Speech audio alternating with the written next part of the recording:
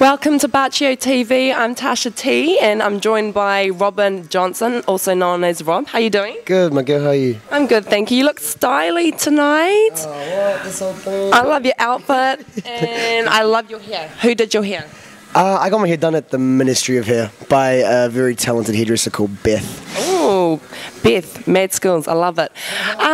So you've come a long way since New Zealand Idol, the first season, don't you think? Yeah, I definitely do think so. I mean, I moved back to Wellington for a while. Yeah. After the show. Actually, from the show, I moved to Auckland, and then I returned back to Wellington just to sort of get my head around what I wanted to do with my career and where I was going. It was a pretty hectic time, but yeah, no, I've come a long way, and I'm still trucking, so. Yeah, awesome stuff. I heard that you went to Miami and LA, you lucky thing. I know. That was just such a mad experience to be able to just live the dream, man. Like really, you know, and go there. I dreamed my whole life of being in America, you know, since I was just a little kid.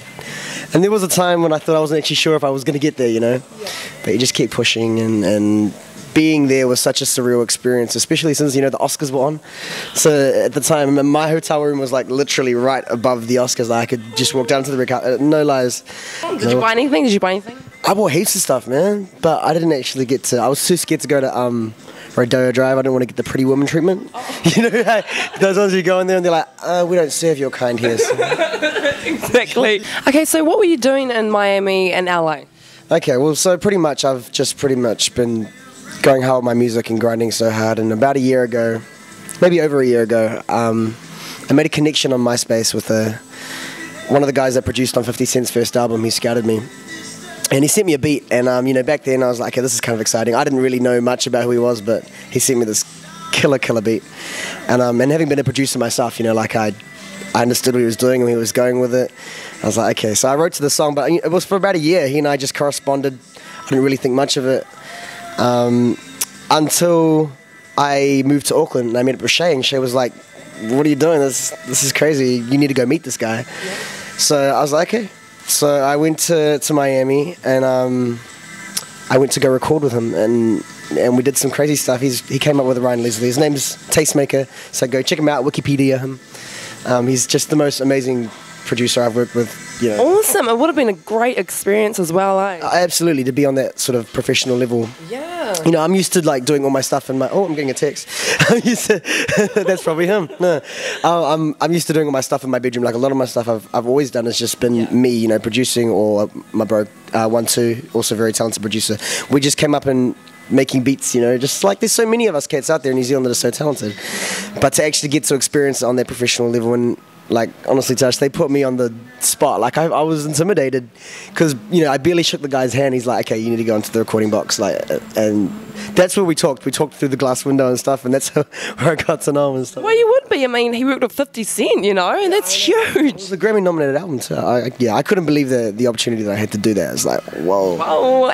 Goes to show the power of the internet, eh? Like, you can't underestimate it. And speaking about Facebook, I saw on your page, well, because we're friends and all, I seen the video, your official trailer, off the hook, straight up. That is mean. I love it. Thank you, sis. That was such an amazing experience. That was directed by the one and only Shay Sterling. Oh, mad props to Shay. Hard out, you know, he's got the golden eye, that dude. And the response that I got was phenomenal. Like, I can really credit so much of what I've been doing and to my reintroduction to the music industry and anything. That trailer was definitely the platform that I leapt from, eh? And whose green car was that?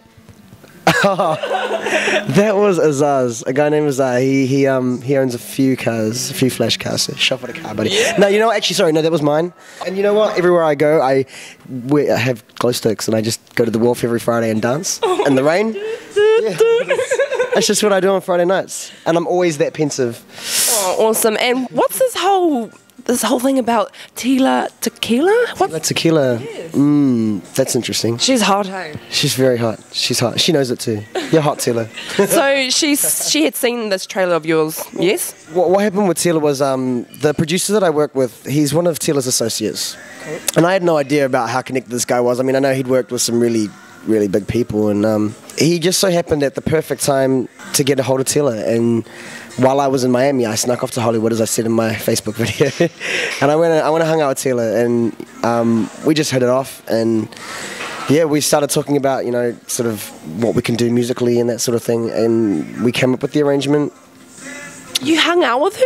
I didn't know you hung out with her. Oh my god, awesome! What's she like on a, you know, a human, person to person? You know, what's she like? She's just, no, honestly, the sweetest thing. You know, like so driven. Got the biggest heart. You know, she has to. She took me from New Zealand, this young guy from a small town, and just she really believes in me so much, Tash. Like, it was real funny. I was sitting in her lounge and I was kind of thinking, okay, say something cool, say something skaks, P real swag. Honestly, fail big time. I had to say, I was like, Tila, I'm just a small town guy. I cannot believe I'm sitting here in your lounge and we're watching YouTube together on the computer that made you a star, you know? And she was just like, I was expecting her to give me some really like profound answer, like, yes, well, you know, and she was like, tell me about it, man. Like, when I go home, my girls are like, you fucking made it, bitch, and all this. I was like, I was not expecting you to say that. Well, I kind of was, but you know what I mean? She's just real down home. That is so cool, down to earth. As down. And she made the industry. Was it MySpace? Was it? No? Yes. She started out on MySpace. She got like 300 million views.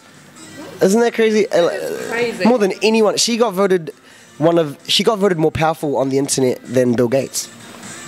Tila Tequila. My new Smart Mouse.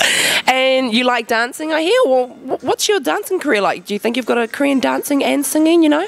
I started out in dance when I was 5 years old, yeah. That's where I pretty much started with dance and song, but mainly dance. I did I did some embarrassing things. I don't even want to go there, I don't think. I love that smile.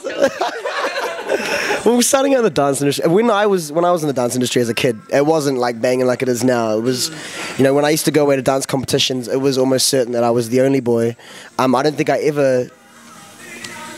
in a competition that I'd ever versed another guy. It was always like heaps of girls, but you know, I couldn't stop it. You couldn't stop me. I had to dance. It was just what I did, and I think it's really funny when me and my family talk about it. They kind of didn't even know at such a young age where I got all this motivation to do this.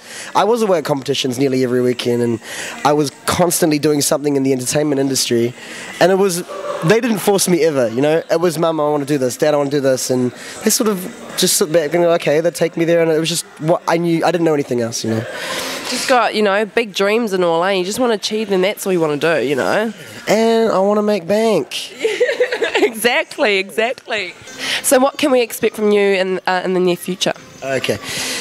Well, finally I can say that you'll be expecting, and this time I'm dead serious, you can be expecting a few singles by the end of the year. I've been working my butt off to bring you guys an awesome product. My sound's kind of this electro-urban R&B thing that we've got going on. It's pretty eclectic, pretty different. But by the end of the year, a few singles, a video, and it'll be international distributed. Like, it'll be, America, New Zealand, the whole shebang. So, thank you so much for joining us. I was very blessed to have your presence on Bacio TV.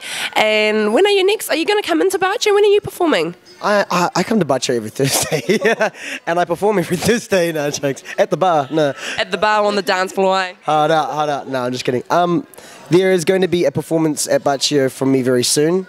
Awesome stuff. Thank you so much. We wish you all the best with your future, and I love your heaps. Cool? Oh, see you.